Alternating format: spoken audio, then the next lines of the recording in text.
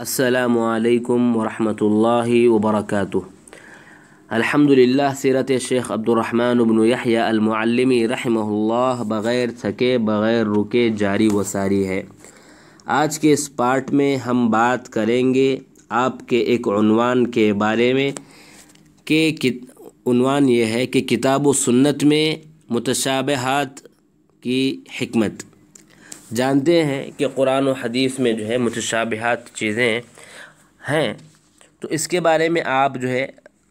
لکھتے ہیں اپنی کتاب انوار الکاشفہ میں صفحہ نمبر 223 کہ جان لو کہ لوگوں کو یا قرآن و حدیث کو سمجھنے میں ان کی صلاحیت اور ان کا ادراک فہم الگ الگ ہوتا ہے۔ خاص کر دینی اور غیبی امور سے متعلق جب بات ہوتی ہے تو اس میں اللہ کی حکمت کیا ہے، اللہ کی مصلحت کیا ہے، یہ جب باتیں شروع ہوتی ہیں تو اختلاف آسمان کی رسائی حاصل کر لیتا ہے، جس کا نتیجہ یہ ہوتا ہے کہ قرآن میں کئی ایسے آیات کریمہ ہیں جن میں لوگوں کو اشکال نظر آتا ہے، حالانکہ اس میں کئی کتابیں لکھی بھی گئی ہیں،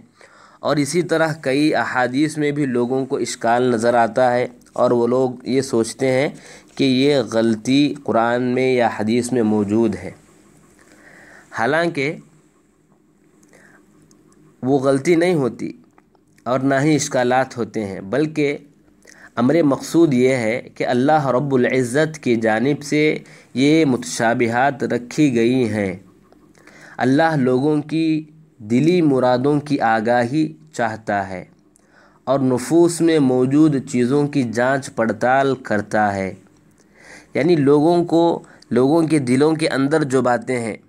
اس کو اللہ تبارک و تعالی جاننے کے لیے متشابہات کو رکھا ہے کہ آخر جب یہ آدمی متشابہات کے پاس آئے گا تو یہ کس رویہ کو اختیار کرے گا، کیا قرآن و حدیث کو وہ غلط ماننے پر تیار ہو جائے گا یا حدیث کی روشنی میں یا فہم سلف کی روشنی میں اس کو صحیح انداز میں سمجھنے کی کوشش کرے گا۔ اور اس میں خود علماء کے لیے علمی اجتہاد کے دروازے کو کھولنا ہے اور علماء کے درجات کو بلندی